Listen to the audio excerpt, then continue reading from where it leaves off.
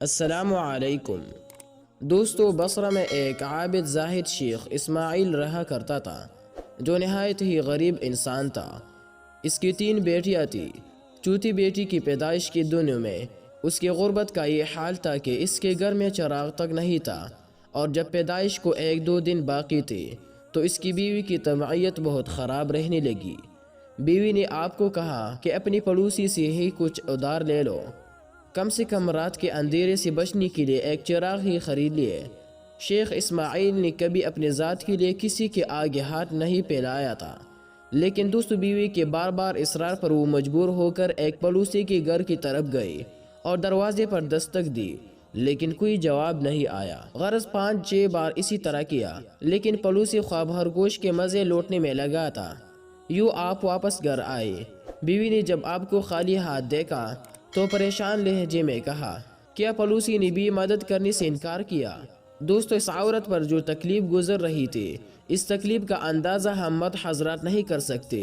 اس تکلیف کا اندازہ صرف سنپنازک کو ہوتی ہے۔ شیخ اسماعیل نے کہا، مدد تو دور کی بات ہے، اس نے دروازہ تک نہیں کھولا۔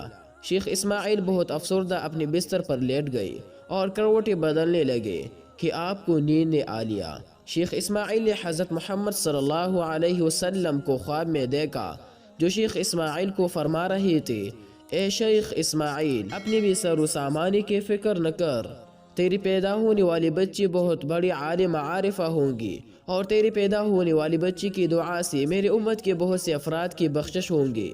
شیخ اسماعیل، تم پر لازم ہے کہ حاکم بصرہ عیسیٰ زروان کے پاس جاؤ اور اس سے کہہ دے کہ مجھ پر ہر رات 100 بار اور جمعہ میں 400 بار مرتبہ درود شریف بیچتا ہے، مگر گزشتہ جمعہ کی رات اس نے میرے بارگاہ میں درود کا تحفہ نہیں بھیجا، تو اس لیے اسے چاہیے کہ کفارہ ادا کرنے کے طور پر میرے قاصد کو 400 دینار ادا کرے۔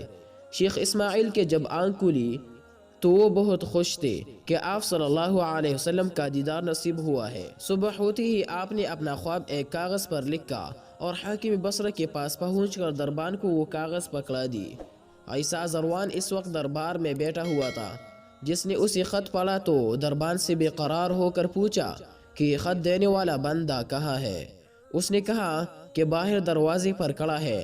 حاکم بصرہ دوڑ کر دروازے پر پہنچے اور شیخ اسماعیل کے ہاتھوں کو بوسہ دے کر کہا کہ آپ کے طفیل میرے نبی صلی اللہ علیہ وسلم نے میرا ذکر کیا ہے، میرا نام لیا ہے اور میری غلطی کی معافی کا سبب پیدا ہوا ہے۔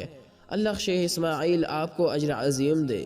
یہ کہہ کر حاکم بصرہ نے شیخ اسماعیل کو 400 دینار ادا کیے، اور اس خوشی میں کہ سرکار پاک صلی اللہ علیہ وسلم نے میرا نام لیا اور گناہ کی کفارے سے آگاہ کیا، 10,000 دینار لوگوں میں تقسیم کی۔ کیا آپ کو معلوم ہے دوستو کہ پیدا ہونے والی بچی کا نام کیا تھا؟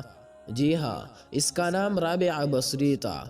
آپ اسی گھر میں 97 ہجری میں پیدا ہوئی۔ اپنے والدین کی چوتھی اولاد ہونے کے ناطے آپ کا نام رابعہ بصری رکھا گیا۔